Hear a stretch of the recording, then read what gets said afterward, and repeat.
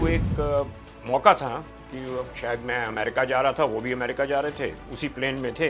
तो मैंने नरसिम्हा राव जी को सजेस्ट किया कि ऐसा कुछ करना चाहिए अपने को कि जो कॉरपोरेट्स हैं, इंडियन कॉरपोरेट्स, वो एक हिस्सा, जैसे पहले हम लोग 2%, 5%, 10% निकालते थे अपने प्रॉफिट का, वैसे ही कॉरपोरेट अपने मन से निकाल के, कानून बनना चाहिए, वो निकाल के और वो लोग काम करें ताकि उनकी इन्वॉल्वमेंट हो।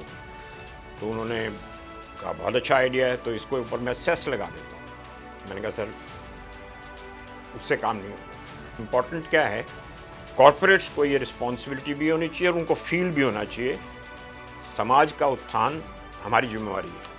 तो अगर आप उन्हीं के जुम्मे लगाएंगे, 2%, 1% कुछ भी करेंगे और उनके जुम्मे देंगे कि आप अपने हिसाब से करें काम, उसके पैरामीटर्स, गाइडलाइंस बनाएं, वो करेंगे तो समाज का उत्थान भी होगा और कॉरपोरेट्स को भी अपनी रिस्पॉन्सिबिलिटी पता लगेगी। आज 25-30 हज़ार करोड़ रुपए CSR पे लोग कॉरपोरेट्स खर्चा करते हैं और डायरेक्ट खुद करते हैं, तो उनको अनुभव भी होता है और उनका कनेक्ट भी बनता है गाँव से और नीडीज से। देखिए, बिजनेस करने के लिए पैसा बहुत ज़रूरी है, लेकिन पैसा ही ज़रूरी है ऐसा नहीं है। ऑलमोस्ट बिना पैसे के दोबारा बिजनेस शुरू किया क्योंकि सबने सपोर्ट किया। टाइम मैनेजमेंट आपकी इच्छा से अपने आप हो जाता है। अगर आपकी इच्छा है कि मेरे को ये चीज़ें करनी हैं, तो आपको टाइम मैनेजमेंट मिल जाता है। आपका दिमाग जो है वो बड़ा फर्टाइल है, वो आपको सॉल्यूशंस देता है। यूनिवर्स आपको सॉल्यूशन देता है कि आपको कैसे मैनेज करना है। थोड़ा आपको भी करना है, लेकिन इंटेंशन सबसे बड़ी अगर आपकी है और एफिशिएंटली, डेडिकेटेडली काम करेंगे, तो एक ही काम को करने के लिए जो लोग सोचते रहते हैं, लंबा खींचते रहते हैं, उसका उतना टाइम बच जाएगा और आप मल्टीपल काम कर सकते हैं।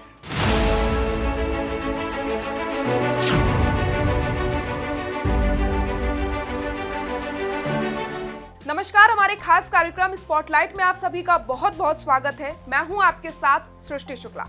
स्पॉटलाइट में हम आपको मिलवाते हैं ऐसे व्यक्तित्व से जो भारत को विकसित भारत बनाने में अपना अहम योगदान दे रहे हों, लेकिन पर्दे के पीछे, यानी कि बिना किसी प्रचार प्रसार के। तो हम उनसे ही बातचीत करते हैं, उनके सफर के बारे में जानते हैं और उनसे ये भी जानते हैं कि कैसे वो इतना सब कुछ कर रहे हैं, राष्ट्रीय सेवा वो कैसे कर पा रहे हैं अपने बिजनेस के साथ साथ। तो आइए, आज हमारे साथ स्टूडियो में मौजूद हैं एकल ग्लोबल फाउंडेशन के चेयरपर्सन श्री नरेश कुमार जी। उनसे ही बातचीत करेंगे, लेकिन उससे पहले आपको दिखा देते हैं उनके सफर की एक झलक।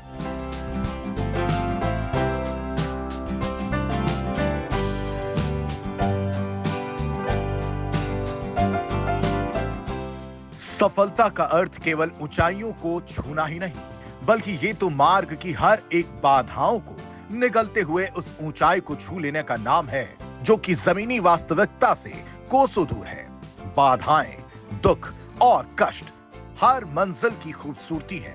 इस सोच के साथ जीवन के सफर को सफलता की उड़ान में बदलने वाले व्यक्तित्व का नाम है नरेश कुमार। देश के प्रमुख व्यवसायियों में शामिल नरेश कुमार की सोच सिर्फ व्यवसायिक हित और लाभ पर नहीं टिकी, बल्कि इनके सोच के दायरे में समाज है।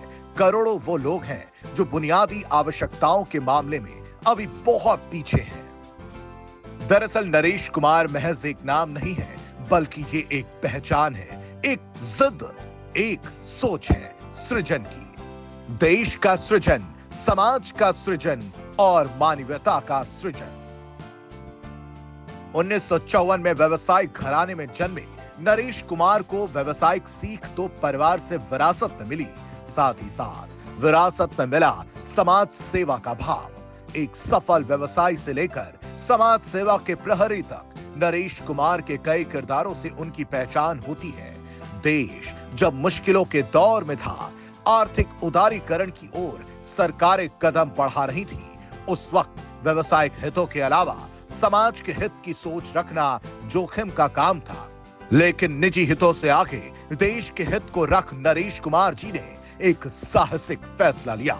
इस फैसले से न केवल उनके व्यवसाय पर असर पड़ता, बल्कि उद्यमी जगत की नाराजगी भी उन्हें बहुत भारी पड़ने वाली थी। लेकिन इस डर को एक तरफ रख नरेश कुमार ने व्यवसायिक दृष्टिकोण को देश के निर्माण के साथ जोड़ने का फैसला किया। इसके लिए नरेश कुमार ने एक प्रस्ताव तैयार किया। उन्होंने तत्कालीन प्रधानमंत्री नरसिंह राव को एक सुझाव दिया कि उद्यम जगत को भी अनिवार्य रूप से सामाजिक काम काज को प्राथमिकता देनी चाहिए। इसके लिए कंपनी के मुनाफे में से एक तय रकम समाज सेवा पर खर्च करने की योजना थी। सरकार को नरेश कुमार का सुझाव पसंद आया और उनके विचार को कानून में बदल दिया गया और वो कानून CSR के रूप में जाना जाता है और इस कानून के आ जाने से राष्ट्र निर्माण को एक नया बल मिला। तो नरेश जी का सफर तो आपने देख लिया है, आइए उनसे बातचीत करते हैं और कुछ सवाल है हमारे पास, उनके जवाब ले लेते हैं। नरेश जी, मेरा आपसे पहला सवाल यही है कि एकल के साथ आपका सफर कैसे शुरू हुआ? देखिए, एकल से सफ़र तकरीबन 20 साल का हो गया है अभी।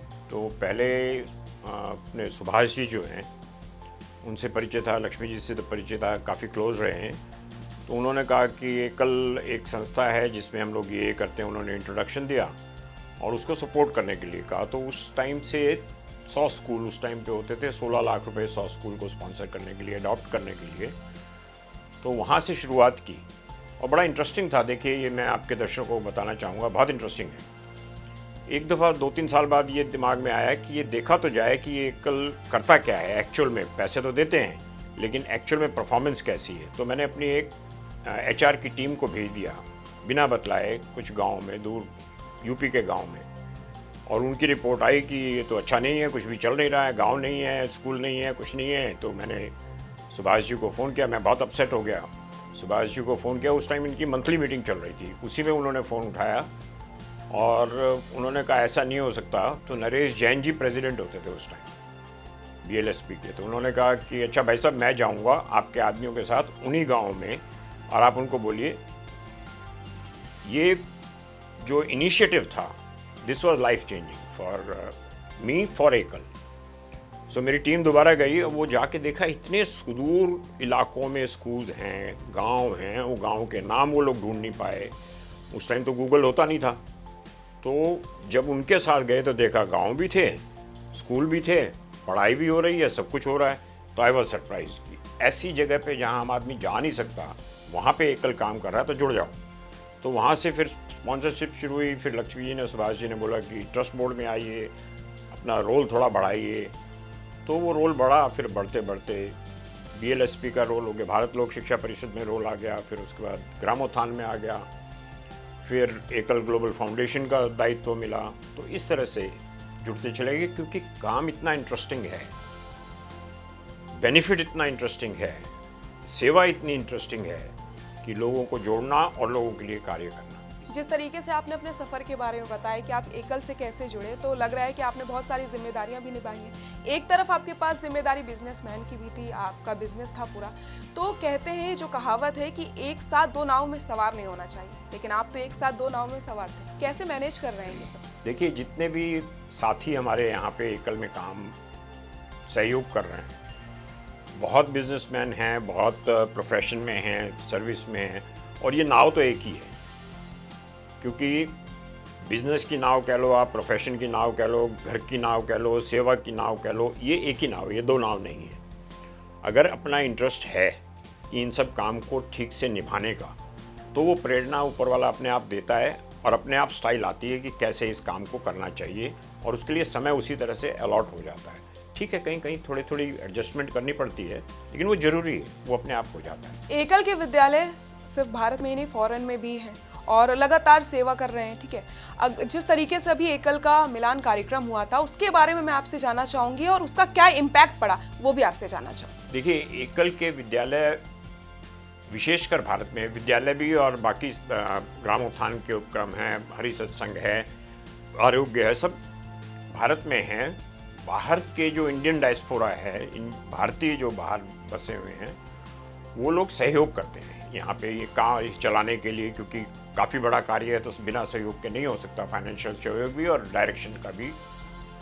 तो मिलान जो हम लोग गए थे, जाने का अवसर मिला, लक्ष्मी जी भी थे साथ में और चुन्नू जी भी थे और भी कुछ फ्रेंड्स थे। तो मिलान में एकल का जो चैप्टर है, उसमें हम लोगों ने कहा कि वहाँ पे बैठ के लोगों से बात करते हैं, उनसे मुलाकात करते हैं। तो अपने वहाँ के इंचार्ज हैं विठल महेश्वरी जी, जो भारत आए हुए थे, जयपुर आए हुए थे। उनकी बिटिया है बड़ी स्मार्ट लड़की, वो भी भारत आई हुई थी, और उन्होंने देखा कि ये लोग जा रहे हैं, तो उन्होंने वहाँ पे ऑर्गेनाइज़ किया कि जो एकलाइट्स हैं, वहाँ के जो लोग हैं उनके साथ मुलाकात हो, तो विट्ठल जी नहीं आ पाए, लेकिन उन्होंने अपनी बिटिया को भिजवा दिया वहाँ पे। और उसकी तबीयत ख़राब थी, देखिए ये एक गल है, उसकी तबीयत ख़राब थी, बुखार था, लेकिन वो फ़्लाइट लेके आई। और वहाँ के विनोद जी हैं, खंडेलवाल जी, उन्होंने ऑर्गेनाइज़ किया। तकरीबन 11-12 लोग वहाँ पे इकट्ठे हो पाए उस दिन शॉर्ट नोटिस पे। लक्ष्मी जी, मैं और चुनू जी मुलाकात की, उनसे बहुत अच्छी मुलाकात हुई। बेसिकली काम क्या है, उनके दिमाग में बहुत प्रश्न होते हैं, उनके प्रश्नों के जवाब उनको मिले, उनको सेटिस्फैक्शन होती है। तो हम लोग का काम था उनको बताना एकल के बारे में और इलाबोरेट, उनको पता है लेकिन और इलाबोरेट बताना, और साथ में हम लोग चूँकि जुड़े हुए हैं, डायरेक्टली काम कर रहे हैं, देख रहे हैं, तो हमारे मुंह से सुन के उनको और तसल्ली होती है, तो मोटिवेट और होते हैं। यही काम वहाँ पे हुआ और वो लोग भी बहुत प्रसन्न हुए और हम लोग भी बहुत प्रसन्न हुए इस मीटिंग से। जब भी हम लाइफ में सक्सेस होना चाहते हैं तो हम किसी न किसी से इंस्पिरेशन लेते हैं, किसी को रोल मॉडल मानते हैं। आपका रोल मॉडल कौन? मेरे रोल मॉडल कई थे, मैं एक का नाम नहीं लूँगा। सबसे बड़ा रोल मॉडल थे, गाइडेंस थी मेरे फादर की, कृपा ईश्वर की, माँ बाप का आशीर्वाद, और बहुत सारे दोस्त थे। ऐसा नहीं है कि किसी एक का मेरे नाम लेने से उसी से हो जाएगा, लेकिन ईश्वर की कृपा और माहौल, ये कि अगर आपकी संगत अच्छी है और आपके दिल में प्रेरणा है कि मेरे को ये करके आना है और उसके पीछे लग जाए। It is not easy still, क्योंकि हमारा जो बिज़नेस है वो ऑफशोर ड्रिलिंग का है। बॉम्बे आई में समुद्र में तेल की खुदाई करते हैं 200 किलोमीटर दूर समुद्र की तट से, और तो बहुत डिफ़िकल्ट काम है, लेकिन लगे रहो, अच्छी तरह से ईमानदारी से अपना काम करो, प्रभु की आशीर्वाद मांगते रहो, अपनी टीम को मोटिवेट रखो। मेरे पास फॉर्चुनेटली बहुत अच्छी टीम डेवलप हुई, तो वो सब करके ईमानदारी से काम करके देश का फ़ायदा हो, ऑपरेटर का फ़ायदा, इस केस में ONGC है, उनका फ़ायदा हो, जो हमारे क्लाइंट हैं, कंपनी का फ़ायदा हो, शेयर होल्डर्स का फ़ायदा हो, एम्प्लॉयज़ का फ़ायदा हो। आपको सबका होलिस्टिक डेवलपमेंट लेके चलना पड़ेगा, तो ऊपर वाला सक्सेस देता है। टाइम लगा, बहुत लगा, मेहनत लगी, बहुत लगी। ऑफशोर ड्रिलिंग में कहते हैं 24 घंटे 365 दिन ऑन टोज रहना है, तो वो किया। पिछले 20 साल 25 साल शुरुआत के ऐसा ही था, तो मेहनत तो करनी पड़ेगी सब काम के लिए। आपके पास बिजनेस के साथ साथ समाज सेवा, राष्ट्र सेवा का भी अनुभव है, तो ऐसे में सलाह की अगर बात की जाए तो आप बहुत अच्छी सलाह दे सकते हैं, और आपने तो पूर्व प्रधानमंत्री डॉक्टर नरसिम्हा राव को भी सलाह दी है। कौन सी वो ऐसी सलाह थी, जानना चाहूँगी मैं उसके बारे में। देखिए, वो एक मौका था कि शायद मैं अमेरिका जा रहा था, वो भी अमेरिका जा रहे थे, उसी प्लेन में थे, तो मैं उनके पास चला गया। दिमाग में कुछ था, तो मैंने उनसे नमस्ते करके फिर उनके साथ बैठ गया, उनसे आज्ञा ली।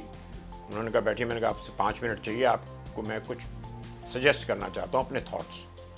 तो बैठ गए, आधा घंटा दिया उन्होंने, उनकी बड़प्पन था। सवाल क्या था कि मैंने कहा कि आप अब हमारे पुश्तैनी अपने भारतवर्ष में हैं, पुश्तैनी लोग कई पुश्तों से काम करते आ रहे हैं, समाज सेवा करते आ रहे हैं, कंट्रीब्यूशन भी करते हैं, कुछ भी करते हैं।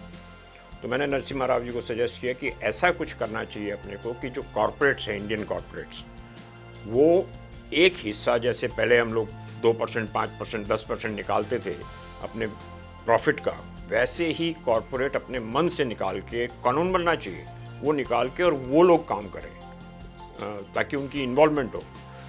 तो उन्होंने कहा बहुत अच्छा आइडिया है, तो इसको ऊपर मैं सेस लगा देता हूँ। मैंने कहा सर, उससे काम नहीं होगा। सेस लगाएंगे तो वो, जैसे वो राजीव जी ने पहले कहा, राजीव गांधी जी ने कहा था ना कि वो नीचे तो 15 ही पैसे पहुँचते हैं, 100 रुपये खर्च करते हैं। तो मैंने कहा अगर वो सेस लगाएंगे तो पूरा पहुँचेगा नहीं और लोग इन्वॉल्व नहीं होंगे। इम्पॉर्टेंट क्या है, कॉरपोरेट्स को ये रिस्पॉन्सिबिलिटी भी होनी चाहिए और उनको फील भी होना चाहिए, समाज का उत्थान हमारी जिम्मेवारी है। तो अगर आप उन्हीं के जुम्मे लगाएंगे, 2%, 1% कुछ भी करेंगे और उनके जुम्मे देंगे कि आप अपने हिसाब से करें काम, उसके पैरामीटर्स, गाइडलाइंस बनाएं, वो करेंगे तो समाज का उत्थान भी होगा और कॉरपोरेट्स को भी अपनी रिस्पॉन्सिबिलिटी पता लगेगी, आम इंसान को भी अपनी जिम्मेवारी पता लगेगी। ये उन्होंने इम्प्लीमेंट किया पहले PSUs पे, और उसके बाद मैंने सोचा भूल गए होंगे, तो उसके बाद कॉरपोरेट्स पे भी आ गया। तो ये बहुत सुखद अनुभव रहा कि आज 25-30 हज़ार करोड़ रुपए CSR पे लोग कॉरपोरेट्स खर्चा करते हैं और डायरेक्ट खुद करते हैं, तो उनको अनुभव भी होता है और उनका कनेक्ट भी बनता है गाँव से और नीडीज से। जी, आपके उस सजेशन से तो बहुत कुछ बदला। आज मैं यहाँ पर भी एक सजेशन लेना चाहूँगी, जो हमारे दर्शक हैं, जो हमें सुन रहे हैं, जो हमें देख रहे हैं, अगर वो बिजनेस करना चाहते हैं तो उन्हें आप क्या सलाह देना चाहेंगे? देखिए, बिजनेस करना चाहते हैं, अभी दर्शक तो सब तरह के हैं जो शुरू करना चाहते हैं और जो इन्होंने किया हुआ है।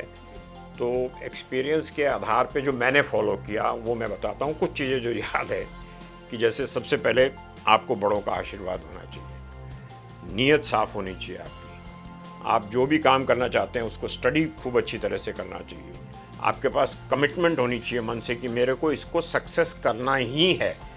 हम आजकल क्या करते हैं हम लोग कि वो देख लेते हैं कि वो पढ़ाई कर ली थोड़ी, जो भी जितनी भी कर ली, किसने बता दिया ये तुम बहुत होशियार हो, दिमाग लग जाता है कि मैं तो बहुत होशियार हूँ, मैं कर सकता हूँ। अच्छी बात है, लेकिन ये सब करने के लिए ये बाकी सारी चीज़ें ज़रूरत है।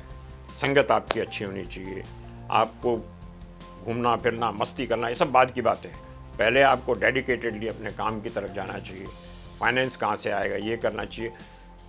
नए स्टार्टअप्स अगर गांव में करना है तो मेरे, या शहर में भी करना है, अगर शुरुआत करनी है तो मेरा सजेशन ये होगा कि 2-3 दोस्त जिनके अलग अलग स्किल्स हैं आपस में मिले और आपस में मिल के बातचीत करके फिर एक काम को डिसाइड करके आगे करें, तो उसमें एक दूसरे का सहयोग अच्छा होगा, प्रोग्रेस अच्छी होगी। लेकिन एक इम्पॉर्टेंट बात ये भी कहूँगा कि जो भी काम करें, जिसके साथ भी करें, partnership as such is never the best thing. तो अपने एग्रीमेंट, ये मेरा बहुत पक्का दोस्त है, ऐसा सोच के बिना लिखा पढ़ी किए नहीं करना चाहिए, क्योंकि मेरा बहुत पक्का दोस्त, 50 साल का दोस्त, और उसी ने सबसे बड़ा धोखा दिया। तो ये नहीं करना चाहिए। लिखित पढ़त होनी चाहिए, मेरी नहीं थी। तो ट्रस्ट बिना ज़िंदगी नहीं चलती। ट्रस्ट होना चाहिए, लेकिन लिखित पढ़त लीगल ज़रूरी है, बहुत ज़रूरी है। उससे 2 चीज़ें होती है, एक तो डेटरेंट होता है वो कि सामने वाला चीट करने से पहले सोचता है कि वो तो लिखा हुआ है, और तो वो नहीं करता, डेटरेंट है। और करता है तो फिर आपके पास थोड़ा ये है कि रेमेडी ज़रा इजी है, अदरवाइज लंबी रेमेडी है। तो ये करना चाहिए। और डेडिकेशन से बड़ा, अपने काम के प्रति डेडिकेशन और ये डिटर्मिनेशन, कम वॉट में, बारिश आ रही है, तूफान आ रहा है, कुछ भी, मेरे को ये सक्सेस करना है, वो डिटर्मिनेशन होगी, ऊपर वाला आशीर्वाद। बिल्कुल। कई बार किसी से अगर पूछा जाए बिजनेस को लेकर तो उसके पास एक बहाना ज़रूर रहता है कि पैसा नहीं है तो कैसे करे। क्या बहुत सारा पैसा ही ज़रूरी है बिजनेस के लिए? देखिए, बिजनेस करने के लिए पैसा बहुत ज़रूरी है, लेकिन पैसा ही ज़रूरी है ऐसा नहीं है। क्योंकि मैंने खुद ने भी कई दफ़ा, जैसे ये दोबारा स्टार्ट किया, जो फ्रेंड ने चीट किया, मैंने अभी बताया, तो 0 से शुरू किया दोबारा। ईश्वर की कृपा थी, समाज में, डोमेस्टिकली, इंटरनेशनली, इंडिया में, बाहर, सबने सपोर्ट किया और ऑलमोस्ट बिना पैसे के दोबारा बिजनेस शुरू किया, क्योंकि सबने सपोर्ट किया। अगर आपका ट्रैक रिकॉर्ड अच्छा है, आपकी नीयत अच्छी है, तो हर आदमी आपको सपोर्ट करना चाहेगा। और बिजनेस करें छोटे से, जितने आपके पास वो देखते हैं आजकल तो बैंक्स भी, गवर्नमेंट ने भी बड़े अच्छे सिस्टम कर रखे हैं, आपको लोन भी मिलता है, लेकिन वो लोन ये सोच के लें मेरे को ब्याज समेत वो वापस देना है। बहुत लोग ये करते हैं, लोन मिल रहा है, ले लिया, उसके बाद तो कोई गारंटी बात है नहीं, तो चलो छुट्टी। वो करेंगे तो वहीं रह जाएंगे। लेकिन ये करेंगे मेरे को ब्याज समेत पैसे वापस देने हैं, तो आपका बिजनेस, जैसी नीयत होगी वैसी बरकत होगी, ऐसा अपनी पुरानी कहावत है। तो नीयत अच्छी होगी तो काम भी आगे अच्छा बढ़ेगा। सबके पास 24 घंटे ही होते हैं, लेकिन कुछ लोगों के पास बहुत एक्सक्यूजेस होते हैं कि वो कैसे काम करें, एक साथ बिजनेस भी देखें, एक साथ राष्ट्रीय सेवा भी करें। लेकिन आपकी अगर मैं बात करूं तो आप 24 घंटे में सब कुछ देख रहे हैं। ये टाइम मैनेजमेंट कहाँ से आपने सीखा, कैसे ये मैं अभी भी सीख रहा हूँ कि कैसे करना चाहिए टाइम मैनेजमेंट। लेकिन on a serious note, time management आपकी इच्छा से अपने आप हो जाता है। अगर आपकी इच्छा है कि मेरे को ये चीज़ें करनी हैं, तो आपको टाइम मैनेजमेंट मिल जाता है। आपका दिमाग जो है वो बड़ा फर्टाइल है, वो आपको सॉल्यूशंस देता है, यूनिवर्स आपको सॉल्यूशन देता है कि आपको कैसे मैनेज करना है। थोड़ा आपको भी करना है, लेकिन इंटेंशन सबसे बड़ी अगर आपकी है और एफिशिएंटली, डेडिकेटेडली काम करेंगे, तो एक ही काम को करने के लिए जो लोग सोचते रहते हैं, लंबा खींचते रहते हैं, उसका उतना टाइम बच जाएगा और आप मल्टीपल काम कर सकते हैं। और आपको टीम तो ऑफकोर्स जैसे जैसे काम बढ़ेगा, अपने सहयोगियों को बढ़ाना पड़ेगा, उनको साथ में लेना पड़ेगा, चाहे वो एम्प्लॉयज़ कह लीजिए, आपके कोलीग्स कह लीजिए, जो भी हैं, तो वो बढ़ जाता है। डेलीगेशन ऑफ अथॉरिटीज़, वो भी करना पड़ेगा। एकल के साथ आप कई सालों से जुड़े हैं और आपने बहुत कुछ बदलाव देखे होंगे एकल के अंदर भी। ऐसे में आने वाले समय में अगर हम बात करते हैं एकल की, तो आप एकल को कहां तक देखते हैं और क्या कुछ और बदलाव हम देखने वाले हैं? क्योंकि एकल जो काम कर रहा है बिना किसी प्रचार प्रसार के, बहुत लोगों के जीवन को संवार रहा है, कई लोगों के भविष्य को बनाया, और वहां पर जहां संसाधन नहीं थे वहां पर एकल पहुंचा और आज डिजिटल शिक्षा भी दे। देखिए, करने के लिए बहुत कुछ है। अभी एकल 1 लाख गाँव में पहुँचा डायरेक्टली। उसमें कई तरह की शिक्षाएं, जैसे मैंने पहले आपको बताया, स्कूल से शुरू किया था, फिर ग्रामोत्थान आया, आरोग्य आ गया, हरि सत्संग आ गया, सब तरह की शिक्षाएं दे रहे हैं। Total holistic development of the Bharat. उनमें ये नहीं है कि इस कम्युनिटी का, इस धर्म का, ये धर्म बेस्ड नहीं है। उसी कम्युनिटी के, उसी धर्म की शिक्षा दी जाती है कि एक अच्छा इंसान कैसे बने, लड़की हो लड़का हो जो भी है। टोटल होलिस्टिक डेवलपमेंट विलेज का कैसे हो, ग्राम का कैसे हो। तो अभी 1 लाख तक डायरेक्ट पहुँचे हैं। 6 लाख गांव हैं भारतवर्ष में, तो अभी रास्ता काफ़ी है और बहुत लोग जुड़े हुए हैं देश से विदेश से, खासकर भारतीय मूल के लोग। उनका बहुत धन्यवाद करता हूँ। और सब लोग मिल के काम कार्यकर्ता, इतने बढ़िया कार्यकर्ता हैं जो सेवावर्ती हैं या जो फुल टाइमर्स हैं, वो थोड़े से मानधन के साथ सेवा भाव के लिए और सेवा भाव से काम कर रहे हैं। वो करते रहेंगे। भारत का बहुत बड़ा विकास ग्राम वासियों में है, उनका विकास खुद का भी और भारत का पूर्ण विकास। तो ग्रामवासियों से भी मेरी प्रार्थना यही है कि आप लोग इसका लाभ उठाएं, मन से लाभ उठाएं, मन से कार्य करें और आगे लाभ दें अपने दूसरे बंधुओं को। नरेश जी, बहुत बहुत धन्यवाद आपका हमें समय देने के लिए और हमारे दर्शकों को ये बताने के लिए कि आपका एकल के साथ सफर कैसे शुरू हुआ। इसी के साथ आपने जो बिजनेस को लेकर मैसेज दिया है वो बहुत ही अच्छा था कि कैसे हम बिजनेस कर सकते हैं और बिजनेस के लिए सिर्फ पैसा ही जरूरी नहीं होता है। फिलहाल आज के शो में बस इतना ही। आप सभी दर्शक अपना ख्याल रखें और अगर आपने अभी तक एकल भारत को लाइक, शेयर और सब्सक्राइब नहीं किया है तो जल्दी से कर लीजिए। नमस्कार।